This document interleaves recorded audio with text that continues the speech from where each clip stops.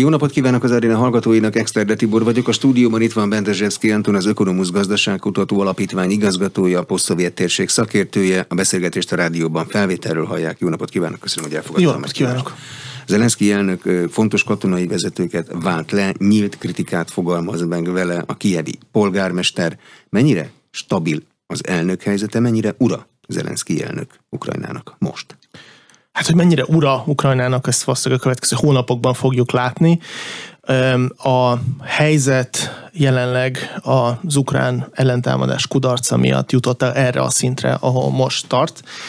Nyilván sikerek esetén a politikai partnerek jó kapcsolatot ápolnak egymással, és osztoznak a sikerekben, ha pedig kudarcok vannak, akkor mindenki megpróbálja megkeresni a bűnbakot, és megpróbálja áthárítani a felelősséget. Ezt látjuk most megtörténni. Nagyon magasak voltak a várakozások Ukrajnában az ellentámadás sikerét illetően. De bocsánat, a várakozásokhoz képest kudarc?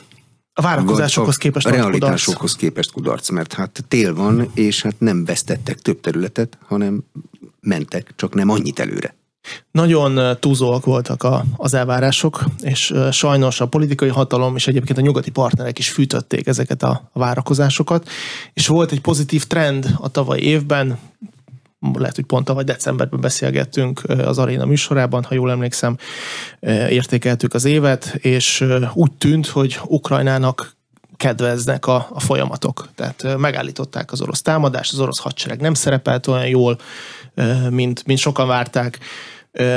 Nyugat beállt Ukrajna mögé, megpróbálták izolálni Oroszországot, és az ukrán hadsereg által elindított ellentámadás következtében tavaly év végére az addig elfoglalt területek több mint 40%-át visszafoglalták. Tehát volt egy pozitív trend, az orosz támadás nem sikerült, ukrán haderő sikerre halmoz, ebből még lehet bármi, főleg úgy, hogy decemberben arról folytak a viták, vagy a beszélgetések, hogy milyen támadó fegyvereket fog kapni Ukrajna nyugattól, hiszen előtte csak védekező fegyverekről volt szó, elsősorban légvédelmi rendszerekről, vagy páncéltörő rakétákról. És megindultak ezek a nyugati támadó fegyvereknek a szállítása Ukrajnába az idei évben. Elindult az ukrán csapatok nyugaton való felkészítése, és úgy tűnt, hogy mindez még nagyobb siker elérésére fog vezetni Ukrajnában. De nem vezetett. Tehát voltak túlzó, felfűtött várakozások. Az ukrán társadalomban is arról cikkeztek, egyébként nyugalmazott amerikai tábornokok is, hogyha valaki visszanézi a Twitteren között, vagy most már X-en között bejegyzéseiket, akkor arról elmélkedtek, hogy vajon az ukrán hadsereg az idei év végére eléri a Krím-félszigetnek az elejét, vagy csak felszabadítja a kulcsfontosságú városokat, és eléri az Azovi-tengert, és szétvágja az orosz hadsereget. Tehát nagyjából itt tartott a párbeszéd, hiszen nagyok voltak, vagy komolyak voltak az előző sikerek, és érkezett a nyugati segítség támadó fegyverekben. És ez a trend nem következett be, ezek a pozitív várakozások nem igazolódtak be, és most ott tart az ukrán belpolitika, és egyébként a külpolitika is, hogy bűnbakot kell találni, hogy vajon miért történt az, ami történt. És még egy gondolat, hogy ugye ezek a várakozások nem csak önmagában a sikerekről szóltak, hanem arról is, hogy a sikerek következtében elérkezhet a béke, vége lehet a háborúnak, hiszen ha szisztematikusan sorban foglalják vissza a területeket, akkor ez azt fogja jelenteni, hogy belátható időn belül vissza fogják szerezni az elfoglalt területeket, Oroszország pedig kompromisszumra fog kényszerülni, vagy arra fog kényszerülni, hogy leüljenek tárgyalni Ukrajnával, és ukrán feltételek mellett egyezenek bele a békébe. És ugye ez a trend nem következett be, tehát itt jelenleg békéről nem lehet beszélni, nem látni, hogy hol a vége, és az ukrán társadalom ezért is, tehát ez a csalódottság ennek a kilátástalanságnak is szól, hiszen jelenleg tavalyi év végén legalább láttuk, hogy van egy pozitív trend, ez a pozitív trend valószínűleg folytatódni fog, most az nem látszik. De hogy kell értékelni azokat a jelenségeket, amikor Zelenszky elnök többször beszél arról, hogy Moszkva egy Majdan 3-as puccsot próbál ellenem megszervezni, az orosz külső hírszerzést azt kommunikálja, hogy a nyugatnak van elege Zelenszkyből. Nyilván osztani kell sokkal mind a kettőt, de mennyivel? Hogyha valaki elolvassa a tavalyi évben az orosz sajtóban és az orosz sajtót átvevő média orgánumokban a kommunikációt, akkor egyébként hasonló megállapításokat lehetett olvasni akkor is. Az orosz sajtó tavaly nyáron is írta, és erről egyébként különböző szakértőkkel rendszeresen vitatkoztam. Arról szóltak a hírek, hogy az ukrán katonai és politikai vezetés megosztott, hogy hamarosan Zelenszkit le fogják váltani, hogy itt valamiféle belső puccs készülődik Zelenszkijel szemben, és egyébként is az ukrán politikai elitek csődbe fognak kerülni, és valamiféle hatalomváltás fog következni. Ez a tavalyi év nyár, ősz, nem tudom, idei év tavasza, ezek a várakozások folyamatosan jelen voltak az orosz médiában. Egyébként csak egy gyors gondolat, mielőtt folytatom, hogy az ukrán médiában is vannak ilyen remények, hogy Oroszországban a háború olyan módon fog véget érni, hogy Vladimir Putyint valaki megpucsolja, és véget vet Putyin hatalmának, és azzal vége lesz a háborúnak. Tehát ilyen csodavárás reményei egyébként jelen vannak a másik oldalon is. De azzal nagyon kell sietni, ott márciusban, jövő márciusban van egy választás. Így a március 15-17-e között most 3 napos elnökválasztásokat tartanak.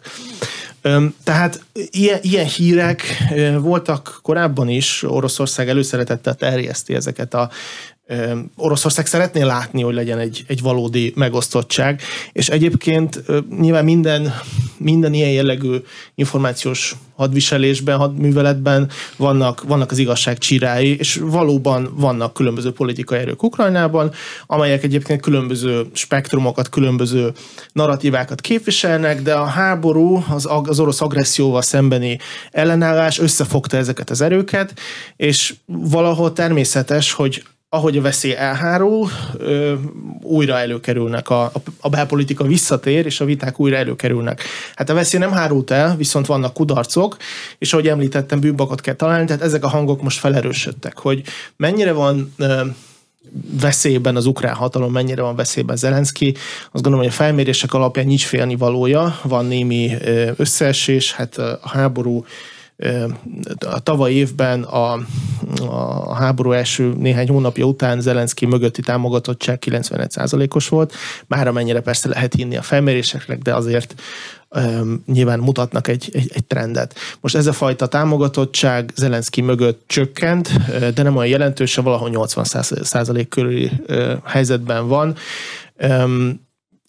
Nem tudjuk, hogy maga Zelenszky egyébként mennyire, tehát én azt gondolom, hogy nagyon sok belpolitikai vita, amely jelenleg az ukrán társadalomban lebonyolódik, annak a függvénye is, hogy ezek a politikusok hió emberek, és Zelenszky lehet, hogy annak ellenére, hogy látja egyébként a számokat, látja azt, hogy az emberek többsége mindig támogatja, de lehet, hogy elkezdett tartani bizonyos szereplőktől, akár a Kijevnek a főpolgármesterétől, Klitschkótól, vagy akár a korábbi elnöktől, Petro Poroshenkótól, aki komoly kihívójának számít, vagy akár a katonai vezetéstől, hiszen a Valeri Zaluzsnyi, az ukrán hadsereg parancsnoka, főparancsnoka, Ukrajnában jelenleg a második legnépszerűbb embernek számít Zelenszky után, csak hát ő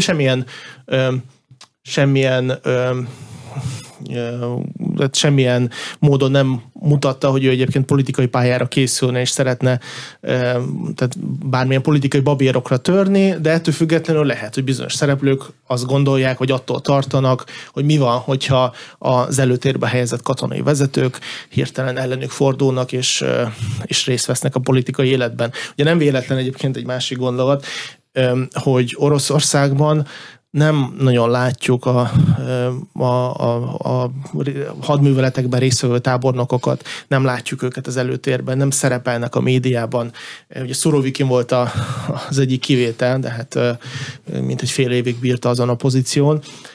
De nincsenek olyan nevek, amelyekhez hozzá tudnánk társítani az orosz műveletet, az úgynevezett különleges katonai műveletek. Nincsenek előtérbe tett katonai vezetők, amelyek sikereket tudnak felmutatni, és ez nem véletlen. Putyin ugye nem akar versenytársakat látni ezekben a pozíciókban. A nyilatkozatokat, Vitali Klitschkójét, azt lehet egy háború utáni pozícióépítésnek nevezni, vagy háborús időkben ez Ukrajnában elképzelhetetlen? Abszolút, jelenleg megindultak ezek a folyamatok, ugye normális körülmények között Ukrajnában választásokra kerülne sor, év végén parlamenti választásokra, jövő év elején pedig elnökválasztásokra kerülne sor, hogyha követnénk a természetes politikai ciklusokat. De ugye a háborúban ez nem lehetséges, ez egyértelműen kiderül az ukrán alkotmányból. Ennek két oka is van. Egyrészt megfelelő kampányt folytatni katonai cenzúra alatt, miközben ugye bizonyos hírforrások nem úgy funkcionálnak, ahogy kellene, miközben bizonyos lakosság egy bizonyos részéhez nem lehet hozzászólni, a lakosság egy másik része pedig elhagyta Ukrajna határait, ugye jelenleg több mint 7 millió emberről beszélünk, akik az ENSZ adatai szerint jelenleg Ukrajna határain kívül tartózkodnak, és ugye bizonyos területek megszállása alatt vannak, tehát így egy politikai kampányt szervezni nem lehetne úgy hozzászólni, tehát kisebb lenne a legitimitása annak a jelöltnek, aki megnyerni a választásokat, hiszen nem minden választóhoz tudott szólni. A másik oka pedig az, hogy nem lehet biztonsági garanciákat adni a lakosságnak, hogyha a választások napján elmennek szavazni, akkor mondjuk Oroszország nem próbálkozik valamiféle katonai akcióval a lakossággal szemben. Vagy mert ki kell jelölni a szavazóköröket, azoknak pontos helyük pontosan, van. Tehát ezt mindenki tudja előre, és abszolút még ha nem is próbálkoznak semmivel, de akár egy megfélemlítő kampány már hozzájárulhat ahhoz, hogy a lakosság egy jelentős része nem megy el szavazni, mert félni fognak attól, hogy bármilyen ugye bajuk esik, mert egy esetleges támadás miatt. Tehát ezen körülmények miatt nehezen lehet elképzelni, hogy Ukrajnában legitim elnökválasztásokat, vagy parlamenti választásokat lehetne tartani háború alatt, úgyhogy ez inkább a háború utáni időszakra tolódik. Egyébként, hogyha most lenne elnökválasztás Ukrajnában, akkor valószínűleg Zelenszky torony megnyerné ezeket a választásokat. Nagyon más kérdés, hogyha háború után történik egy ilyen választás, hogy Ukrajna milyen állapotban jut el odáig, mi lesz a háború vége, hogyan teljesít az ukrán hatalom, milyen eredményekkel zárul a háború. Tehát, hogyha negatívan, rosszul teljesít, hogy elveszíti Ukrajna a háborút, hát akkor nem lennék az Zelenszky helyében, hogy ezeket a választásokat hogyan bonyolítja le. Valamennyire világos az ukrán közlés szerint, hogy mi számít a háború megnyerésének, meg mi számít a háború elvesztésének, mert az eredeti tervek azok egészen előre a Krímig voltak. Minden négyzetcentiméterről kiűzni az agresszort. Ehhez képest minden kudarcnak tűnik. Két fajta narratíva van a háború eredményét illetően. Az egyik narratíva ugye Volodymyr Zelenszky béketervében jelenik meg, ott egyértelműen az 1991-es határ szerepel, hogy tehát Krímet beleértve minden területet vissza kell szerezni Ukrajnának. Ez szerepel Zelenszky 14 pontos béketervében. Van egy másik narratíva is, amelyet különböző ukrán döntéshozók, politikusok, katonai vezetők hangoztatták a háború első szakaszában, és újra előkerül, az pedig az, hogy a minimum, amit el kell érni, az a 2022. február 24-e előtti állapotnak tehát ehhez az állapothoz való visszatérés, vagyis a 2014 után megszállt területek, Krím-félsziget és Donetsk, illetve Luhansknak az egyharmada, ugye e fölött nem volt ukrán állami kontroll, hogy ezek valamiféle további rendezésnek az alapjai lehetnek, akár diplomáciai rendezésnek, akár valamiféle további katonai rendezésnek, tehát a jövőbeni katonai rendezésnek az alapjai, de az elsődleges cél az a 2022-es állapotnak a visszaállítása, tehát a minimum ugye a Herszoni és a Zaporizsé megyének a visszatérése, ugye bizonyos Donetszki területek és a Luhanszki megyének a 2/3 ezeknek a visszaszerzése. A jelenlegi állapotok mellett erre sem kínálkozik magas esély. Persze meglátjuk, a háborúnak van egy nagyon érdekes hullámzása a tavaly évben. Egyértelműen az év végére Ukrajnának állt a siker, az zászló, a trend. Most pedig úgy tűnik, hogy valamiféle padhelyzet alakult ki a fronton, és nehezen lehet látni, hogy hogyan lehet ezt a padhelyzetet feloldania bármelyik félnek. Ugye Oroszország most próbálkozik egy jelentősebb támadássorozattal, de hát az idei évben, hogyha valaki megnézi az idei év mérlegét, igazából semmilyen konkrét eredményről nem lehet beszámolni. Oroszország elfoglalta Bakhmut városát, Ukrajna az ellentámadás során mintegy 20 kilométer tudott haladni, néhány falut foglalt vissza. A stratégiai mérleget tekintve igazából olyan, mintha ez az év meg sem történt volna. Persze mindamellett, hogy rengeteg katonai és civil polgári áldozata volt. De mert, hogy kitanulták egymást ennyi idő alatt. Az ukránok az elején jól alkalmazták a Kutuzovi taktikát, széthúzni az ellátási vonalakat, és akkor nincs a csapatoknak ellátmánya, de ez egy évig működött, utána nem. És az oroszok nem csinálnak most már ilyet, hanem lövik, amit lehet tüzérséggel. Szerintem a kulcsfontosságú elem ebben a helyzetben az, hogy az a konvencionális védelem.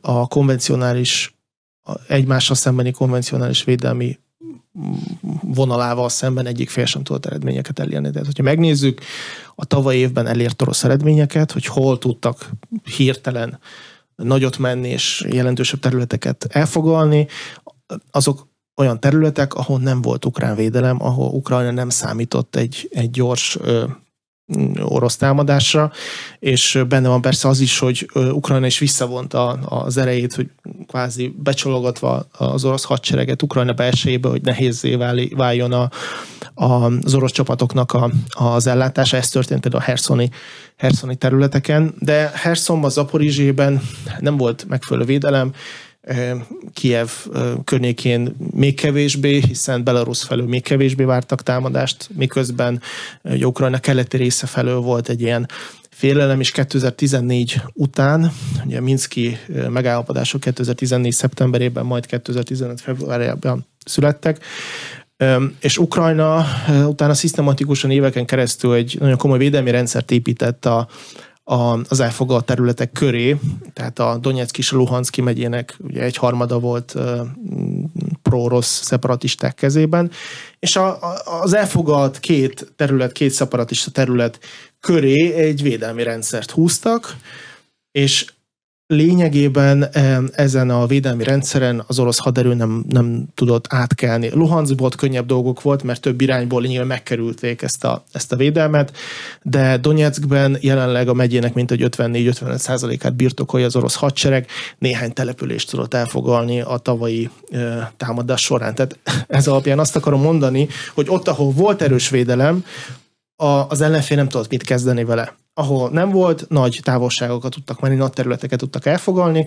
és ugyancsak, amikor Ukrajna elindította az ellentámadást, Oroszország nem volt felkészülve, ők támadásra voltak kondicionálva, nem voltak felkészülve arra, hogy az ukrán haderő nem hogy védekezik, de hogy vissza is támad, és ott vissza tudták foglalni a területeket, viszont tavaly novemberben egyébként Szurovikin tábornok döntése nyomán Oroszország új helyzetre rendezkedett be, és elkezdték kiépíteni az úgynevezett Szurovikin vonalat, egy olyan védelmi rendszert, amely a zaporizsiai, Herszoni megye egy részében, Zaporizsiában és Donyecky megyében húzódott, és ugye itt ebben a vonalban történt ukrán ellentámadás az idei évben, és ez nem volt sikeres.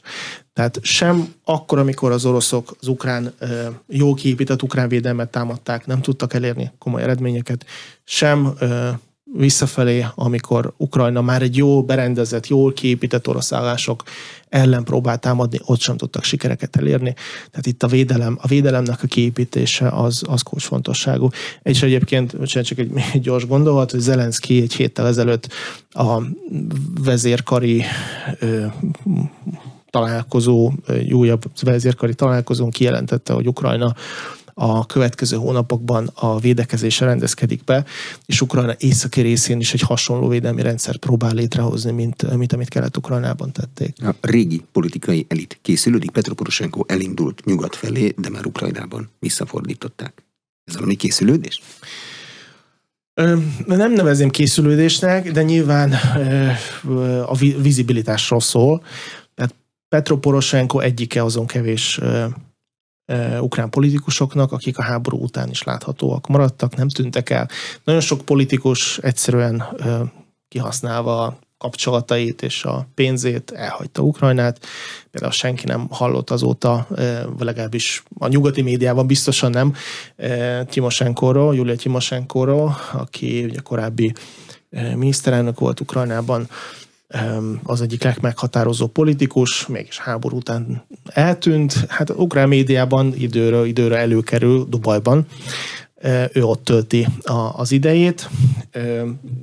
Számos más politikus is hasonlóan elhagyta, úgymond az süllyedő hajót. De most ez azt jelenti, hogy nekik Ukrajnában már nincs jövőjük? Vagy éppen azért van jövőjük, mert nem voltak? De én azt gondolom, hogy ezek után Timosenkonak nincs jövője. Nincs. Politikai jövője Ukrajnában nincs. Valószínűleg ő maga is letett arról, hogy visszatérhessen. Ugye van a politikusoknak egy másik köre, akik hát vagy orosz barát, vagy orosz barát közeli politikát folytattak, őket ugye betiltották, ezeket a pártokat betiltották, a politikusokat, hogyha találtak valamiféle kollaborációt Oroszországgal, akkor börtönre ítélték, sokan Oroszországba költöztek, tehát ez az oldal, ez most jelenleg Ukrajnában nem létezik. Tehát lényegében jelenleg csak a centrista és a centristáktól jobb oldalra álló politikai erők vannak. Ugye Poroshenko Zelenszkijtől jobbra áll, ő a konzervatív nemzeti erőket képviseli, annak ellenére, hogy egyébként nagyon az egyik leggazdagabb ember Ukrajnában nem használta ezt a pénzügyi tőkéjét, nem használta ki a háború után, nem hagyta el Ukrajnát, hanem ott maradt, kezdetben nagyon aktív volt a közösségi médiában, most is aktív a közösségi médiában, hogy látogatja a különböző egységeket, fegyvereket, kampányokat szervez, fegyvert szerez, felszereléseket szerez, de eddig nem bírálta Zelenszkijt. Tehát ugye ez volt az érdekes, hogy ő, ahogy említettem végül is a beszélgetésünk elején, hogy az orosz agresszió összehozta az ellenfeleket, volt egy egységfront, volt egy konszenzus, hogy háborús idők alatt nem politizálunk, de ennek ellenére nyilván minden egyes poszt a közösségi médiában, hogy Poroshenko drónokat adományoz a hadseregnek, nyilván ez valamiféle politikai gesztusnak is mondható. Ezeknek a politikusoknak meg kell maradnia, vizibilisnek kell maradni, meg kell maradni a társadalmi ismertség szintjén, nem szabad eltűnnie, és ilyen szempontból például Vitali Klitschko is hogy egy meghatározó politikus, hiszen mindamellett, hogy egyébként Zelenszkij ellenfele volt a 19-es választásokon is, aztán nem indult, lemondott a jelöléséről, jelöltségéről, tehát mindamellett Kijev főpolgármestereként napi szinten, így, tehát napi szinten benne van a hírekben, és mindez persze hozzájárul ahhoz, hogyha Ukrajnában visszatér a politika, akkor ezek az emberek aktív szereplői legyenek ennek a politikai életnek. Hogy kell elképzelni Ukrajnában most a közigazgatást? Az országnak csak az egyik részén van háború, a másik részén nincs. Ez egy nagy komplex téma, amiről lehetne beszélni. Általánosságban ugye a legfontosabb, ami a kérdés megértéséhez szükséges, az, hogy háború van, és a háború első napjától kezdve ugye háborús szükségállapotot vezettek be az országban. Ez hivatalosan az alkotmány szerint 30 napig tart, de 30 naponta meghosszabbítják, tehát azóta is Ukrajna kvázi egy soha véget nem érő háborús szükségállapotban él, és a gazdaság ennek van alárendelve. Minden gazdasági szereplő, tehát kezdve azzal, hogy bizonyos a lakosság bizonyos csoportjai nem hagyhatják el az országot, mobilizációjukban korlátozottak, tehát mozgásukban korlátozottakká válnak, ugye ez a 18 és 60 év közötti férfi korosztályt jelenti, hogy bizonyos vállalatokat az ukrán állam a saját céljaira használhat fel, bizonyos helyeken egy ilyen kinevezett irányítást nevezhet ki. Most csak példákat mondjak, a legfontosabb ukrán állami televíziók, televíziócsatornák, amelyek különböző oligarchák, vagy oligarcha csoportok kezében voltak, jelenleg állami irányítás alatt vannak. Van egy központi, kvázi egy bizottság, amelyhez befut minden ilyen csatorna, és onnan irányítják minden egyes állami csatornát, és ha véget ér a háború, akkor a tulajdonosok vissza fogják kapni a jogot. Vagy vannak olyan ukrán vállalatok is, amelyek stratégiai jelentőségűnek bizonyultak, és vagy azoknak lettek kikiáltva, mint például az Ukr-Nafta, az egyik, sőt a legnagyobb ukrán benzinkuthálózat, azokat az állam ugyancsak saját kezelésébe, saját irányításába vette, vagy a Motor Sich, amely helikopter motorokat gyárt, és akár más haditechnikai gépekhez is gyárthat felszerelés, vagy motorokat, ezeket is állami kezelésbe vette. Tehát vannak vállalatok, amelyeket az állam kvázi rekvirál, vagy átmenetileg saját irányítása alá helyez. Bizony, ugye a valutaforgalom korlátozott, tehát ilyen feltételek mellett bizonyos cégek nehezen tudnak működni. Egyébként, ami ugye a kezdetben például iskolák nem működtek, állami intézmények nem, ugye folyamatos veszély, bombázások miatt, áramkimaradások miatt heteken keresztül ez a fajta ügyintézés át. A háború első évének a vége felé sikerült ezt a helyzetet stabilizálni, iskolákba visszatértek a gyerekek, de ugye vannak előírások, például mára elő van írva, hogy minden egyes állami intézménynek, minden egyes iskolának, óvodának rendelkeznie kell generátorra, rendelkeznie a közelben egy menedékhelye, ahova egy légiriadó esetén ugye gyerekeket elmenekítik. Ez is ugye kezdetben nem volt teljesen egyértelmű, mert például a háború elején a rendeletek úgy szóltak, hogyha légiriadó van, akkor a szülő köteles elmenni a gyerekéért, az óvodába, az iskolába elhozni, és ugye biztonságban helyezni. Most el lehet képzelni, hogy ez mennyire akadályozta a munkát, amikor napi szinten megszólaltak a légiriadók, és gyakorlatilag ugye a szülők nem lehetett dolgozni, a gyerekek nem tudtak tanulni. Tehát kezdetben ez mind komoly problémát okozott az ukrán közigazgatásban, az ukrán gazdaságban, és ez meglátszott ugye a számokon is. 2022-ben az ukrán gazdaság, az ukrán GDP 29%-os visszaesést produkált, de a helyzetet 2022 végére sikerül stabilizálni. De mivel? Tehát külső pénz bepumpálásával? Nyilván, hogyha valakinek háborúznia kell, akkor az eszi a pénzt. Külső pénzzel is, és az is segített, hogy a háború jelenleg nem érinti Ukrajna egészét. Tehát az élet, a normalitás, már amennyire ugye szükségállapot alatt, meg háborús helyzetben erről lehet beszélni, de az élet visszatért Ukrajna területének a nagy részére. Tehát jelenleg vannak dróntámadások, például Kijevvel szemben napi szinten vannak ilyen dróntámadások, nagy részét lelövi az ukrán légvédelem, de az ukrán hátország lényegében most nem érintett. Tehát az ukrán hátországban nincs háború. Annak ellenére, hogy időnként, bármennyire is szörnyen hangzik, hogy időnként ide-oda becsapódik egy orosz rakéta, de a háború lényegében ugye az Ukrajna keleti részében történik. A frontvonal és attól 40-50 kilométeres távolságra ott vannak aktív hadműveletek. Az orosz tüzérség is ugye ezt a távolságot tudja elérni. Precíziós rakéta támadások jelenleg alig vannak, vagy azért, mert tartalékolnak az oroszok, vagy azért, mert már elfogytak a rakéták, ezt nem tudjuk pontosan. Ugye voltak félelmek, hogy ismét megindulnak az orosz rakétatámadások az ukrán kritikus infrastruktúrával szemben, mint a tavalyi évben, ez nem történt meg. Tehát most már a fűtőszezon második hónapjában járunk, és ilyen támadások nincsenek. Hát azt lehet mondani, hogy a gazdasági vállalatok, az intézmények újra tudták építeni a napi működésüket, mert nem veszélyeztetik őket az orosz támadások. Az orosz támadások ott vannak a frontvonal közelében, áramkimaradások lényegében jelenleg nincsenek, az energiarendszer működik, vannak ugye állami előírások, ami mondjuk a generátorkapacitásokat illeti, és a generátorok beszerzéséhez többek között az Európai Unió is támogatta Ukrajnát, tehát vannak külső támogatások, finanszírozások, van humanitárius segítség. Tehát nyilván ezek a dolgok segítenek, de a legnagyobb, ahogy említettem, a legnagyobb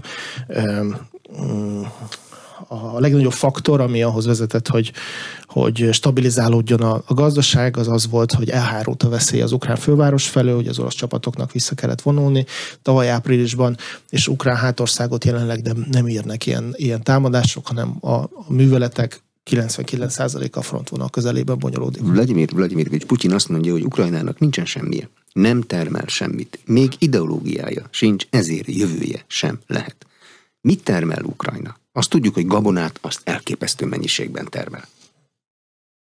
Hát Ukrajna egy nem csak mezőgazdaságilag fejlett ország, hanem ugye iparilag egyfajta szovjet örökségből, vagy cári, meg szovjet örökségből fakad, hogy iparilag egyébként egy egészen, főleg ugye az ország keleti része, iparilag egy nagyon fejlett, jó kiépített ország. Más kérdés, hogy a 90-es években ez a fajta örökség egy picit az enyészetté vált, és nagyon sok vállalat tönkrement, források hiány nem tudott tovább működni, de a feltételek adottak.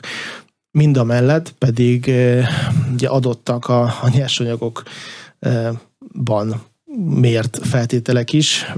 Nagyon sokat beszélünk az ukrán gabonáról, vagy gabona és gabonafélékről, hiszen Ukrajna a háború előtt a világ exportjából a 4. helyen állt, tehát a 4. helyen a legtöbbet exportált a világon, de Ukrajna ugyancsak nagyon gazdag szénben, különböző nemes fémekben, ritka fémekben, és emiatt azt gondolom, hogyha mindamellett pedig egyébként Európa legszegényebb országa volt, tehát vannak ilyen ellentétek, hogy miközben mezőgazdaságok nagyon kedvező adottságai vannak, a legtermékenyebb földek, hogy is van, hogy Európa, a Csernozem földek, hogy Európa összes ilyen Csernozem földjének a közel 40%-a Ukrajnában van. Ugye ez nagyon jó terméshozamokat tud eredményezni.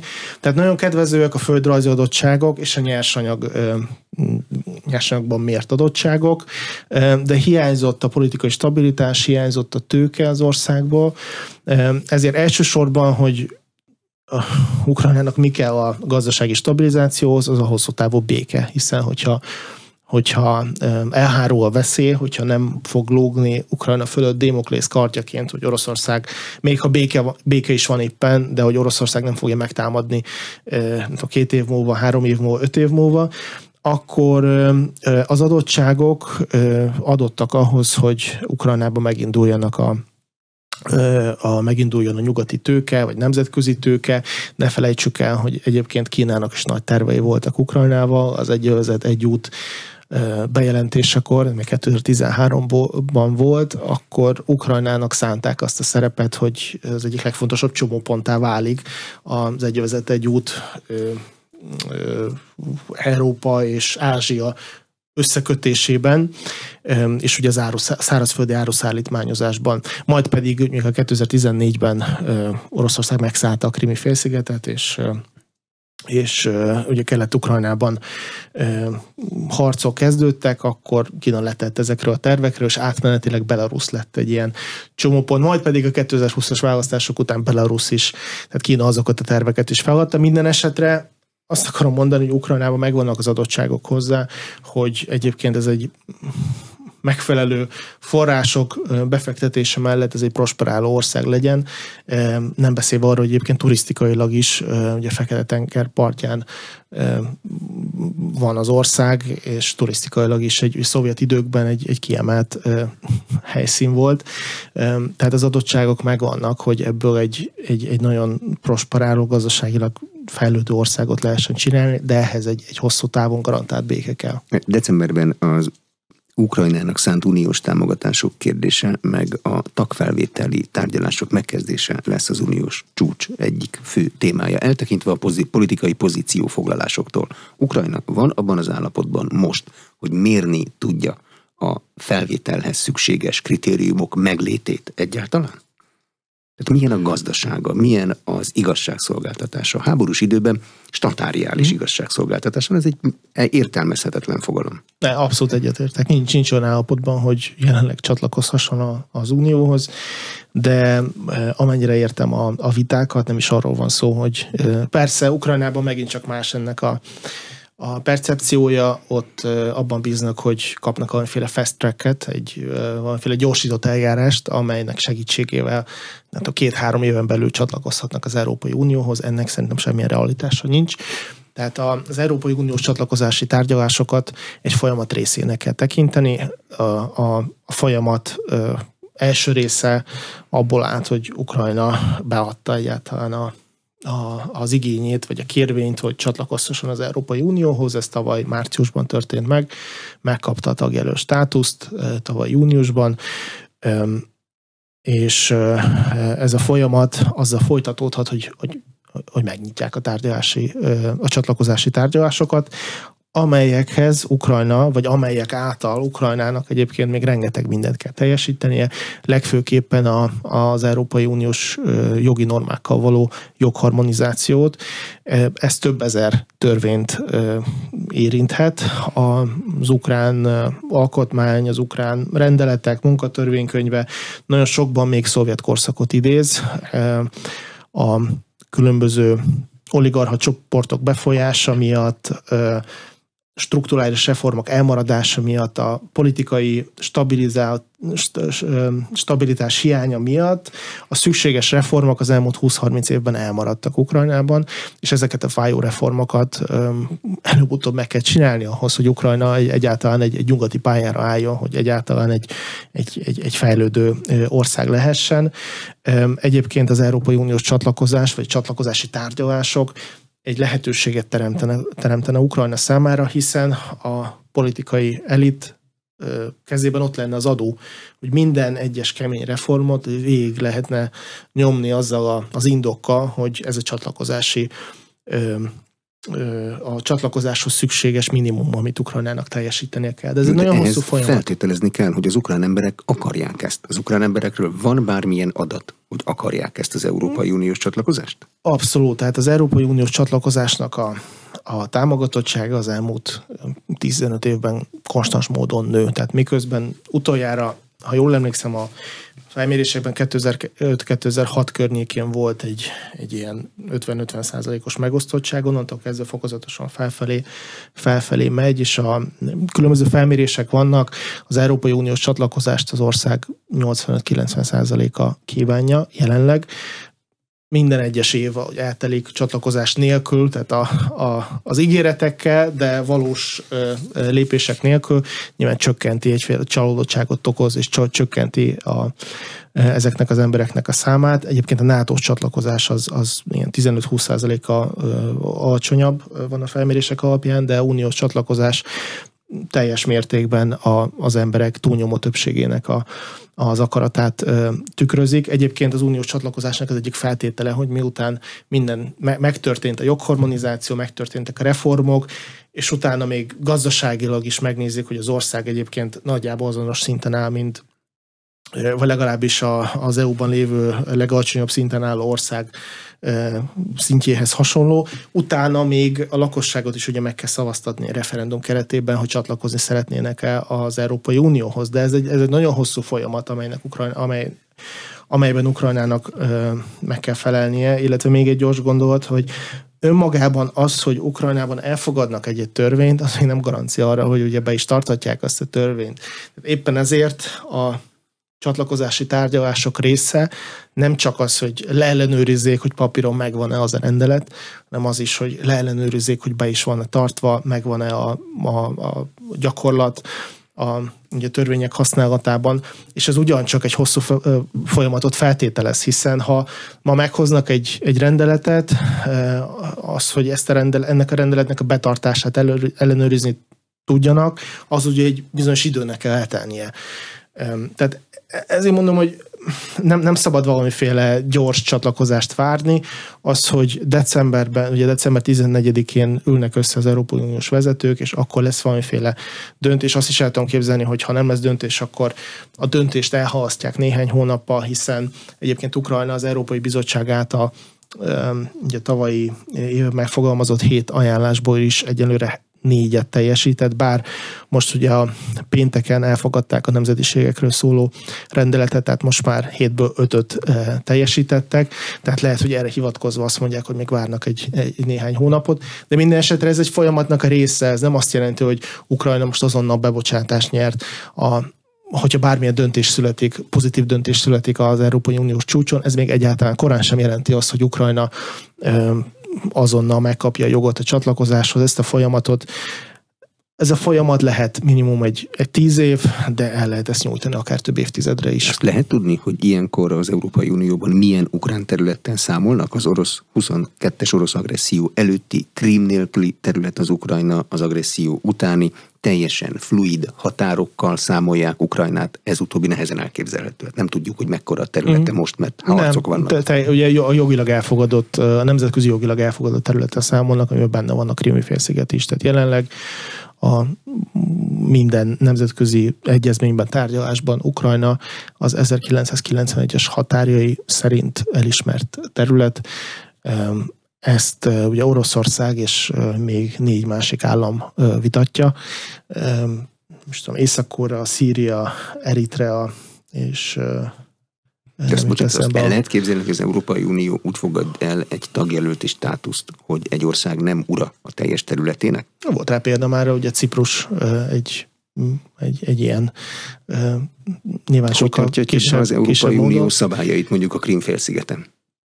Én azt gondolom, hogy ezek a viták egy sokkal későbbi fázisnak nem most fárasztjuk magunkat vele. Nem azért, hogy én nem tudok rá válaszolni, hanem az Európai Uniós döntéshozók nem tudnak rá válaszolni, ők abban bíznak, mindenki abban bízik, hogy a Ukrajna Európai Uniós csatlakozása, ahogy említettem, legalább egy 10 éves folyamat, lehet, hogy 15. A háború azért belátható időn belül véget fog érni, mindenki abban bízik, ha nem is idén, most már idén valószínűleg nincs rá esély, ha nem is jövőre, de valószínűleg gyorsabban fog véget érni a háború, mint hogy Ukrajna az Európai Unió tagjává válik, és ha véget ér a háború, akkor feltételezhetően egy olyan békével fog véget érni, amelyben a felek világosan megfogalmazzák, hogy mit fogadnak el, miben egyeznek meg, milyen kompromisszumot kötnek, és abból meg ki lehet indulni az Európai Uniós csatlakozási tárgyalások folyamán.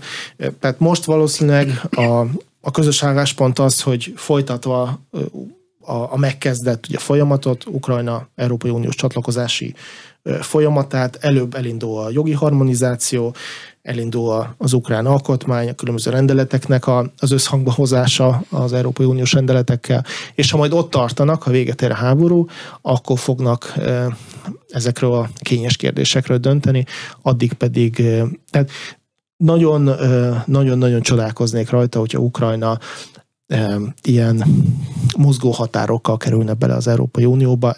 Semmi nem tiltja, de mivel konszenzus kell egy ilyen döntéshez az Európai Uniós tagországok között, erre alig fog nyílni lehetőség, hogy minden tagország megszavazza egy ilyen mozgó határokkal lévő Ukrajnának a csatlakozását. A csatlakozási tárgyalások megkezdését el lehet fogadni, ez egy hosszú folyamat. A Hamas októberi támadással levette szinte a napirendről Ukrajna kérdését, legalábbis egy mezei újságolvasó számára. A világpolitikában is valami ilyesmi történt? Vagy ott nem?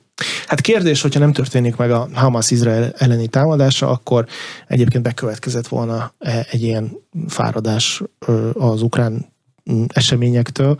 Én azt gondolom, hogy igen, hiszen ugye októberben jártunk, amikor a Hamas megtámadta az izraeli civil lakosságot, és az ukrán ellentámadás nagyjából szeptember végéig, tehát akkor már lehetett tudni, hogy nem volt sikeres, hogy eredménytelenül végződött, és azzal ugye az ukrán a nyugati támogatás által indult, ugye ukrán támadás véget ért. Onnantól kezdve következett egy operatív szünet, amikor Ukrajna kifáradt, de Oroszország még nem támadott, próbált átmenni a kezdeményezés, ugye az elmúlt hetekben meg is történt, de azt gondolom, hogy októberre egyébként is következett volna egy hasonló kifáradás, hiszen nem volt miről beszélni. Ukrán kudarcokról lehetett volna beszélni, egyébként beszéltek is, de a front helyzetéről, Ukrajna jövőjéről nem tudom, miről lehetett volna beszélni. Tehát azt gondolom, hogy ilyen szempontból teljesen természetes módon terelődött át a figyelem Izraelre. Ha nincs ez a konfliktus, akkor is csökkent volna, lakhat volna a figyelem Ukrajna irányába. Majd pedig teljesen természetes módon, hogyha megint történni fog valami Ukrajnába, nem tudom, elindulnak újabb nagyszabású műveletek, akkor megint lehet róla beszélni, megint biztos vagyok benne, hogy mivel ez a konfliktus hosszú időre velünk van, ha véget ér, akkor is, hiszen akkor Ukrajna helyreállításáról és rendezéséről lehet beszélgetni, vagy Oroszország jövőjéről lehet beszélgetni, tehát ha az orosz-ukrán háború és az egész helyzet a háború körül még évekre előre velünk lesz, fogunk még bőven beszélgetni róla, nem fog lekerülni a napirendről. Még ha időnként vannak olyan periódusok is, amikor kevesebbet beszélünk róla. Amerika figyelmének napirendjéről se tud lekerülni? Azt nem foglalja le annyira Izrael kérdése? Vagy Amerikának elegendő figyelme van a világra, mert már hozzászokott ahhoz, hogy az egész világra kell figyelnie? Amerikának minden konfliktus rossz, ami nemzetközi térben kirobban, és az amerikai dominanciát teszik kérdőre, vagy vonja kérdőre, beleértve az orosz-ukrán háborút, beleértve az izraeli konfliktust, beleértve, hogy most formálódik valamiféle konfliktus ugye a Venezuela és Guyana között, ami már ott lenne Amerika szomszédjában. A venezuelai olaj. Így van. Tehát, de mindez egy trendnek a része, és az Egyesült Államoknak mindez nem jó, hiszen az amerikai dominanciát meg kell tartani, az amerikai hegemóniát be kell tartatni, és ezeket a próbálkozásokat meg kell akadályozni. Ukrajna ilyen szempontból probléma jelenleg az Egyesült Államok számára, vagy személyesen Joe Biden számára, mert az amerikai politika választási évbe lépett, és nagyon jó lett volna Joe Bidennek egy valamiféle prezentálható sikert mutatnia. Megtörténtek a nyugati szállítások, Ukrajna megkapott minden nyugati támogatást, és amerikai támogatás segítségével győzött, sikerre halmoz, Biden számai így emelkednek a magasba. Ugye ez nem történt meg. Jelenleg valamit az ukrán politikának kezdenie kell ezzel a helyzettel, és amilyen állást választottak, ugye az, hogy a felelősséget teljes mértékben az ukrán katonai vezetésre tolják, és azt mondják, hogy nem mi hibáztunk, mi mindent odaadtuk nektek, rosszul használtátok fel ezeket az eszközöket, ezeket az erőforrásokat, az Egyesült Államok bizonyos terveket formált, de az ukrán katonai vezetés máshogy gondolkodott, és végül is kudarccal végződött ez az ukrán tervezés. Ez egyébként egy hibás narratíva, mert a felelősséget a másikra tolja, miközben azért nem teljesen igaz az, amit állítanak, de Biden most megpróbál egy picit távol helyezkedni ettől, hiszen választási évbe kerül, és az ellenfelei pedig pont ellenkezőleg egyébként felhasználhatják az ukrán tematikát arra, és egyébként ugye ezt mondja Donald Trump, hogy ő azt mondja, hogy ha ő lenne az elnök, akkor ezt a konfliktust nem tudom, egy nap alatt vagy egy óra alatt megoldotta volna. Egy nap alatt megoldotta volna, igen. De nyilván ez egy teljesen legitim narratíva, mert neki azt kell mondania, hogy ő viszont ez sokkal jobban kezelte volna, mint a hatalomban lévő elnök. Neki teljesen más stratégiája lett volna a konfliktus kezelésben. Nem tudjuk, hogy milyen stratégiája lett volna, és milyen eredményeket hozott volna ez a stratégia, de neki most azt kell mondani, hogy az ellenkezőjét kell prezentálnia, hogy ő aztán sokkal jobban tudott volna érvényesülni. Tehát sajnos Ukrajna az amerikai belpolitikának egy elemévé válik a következő egy évben, és a különböző politikai erők, egyébként ahogy Izraelt is, Ukrajnát is megpróbálják a maguk érdekei szerint felhasználni. Köszönöm szépen. Az elmúlt egy órában Bendezsevszky Anton, az Ökonomusz Gazdaságkutató Alapítvány igazgatója, a posztszovjet térség szakértője volt az aréna vendége. A műsor elkészítésében Módos Márton főszerkesztő vett részt. A beszélgetést a rádióban most felvételről hallották. Köszönöm a figyelmet, Exterde Tibor vagyok.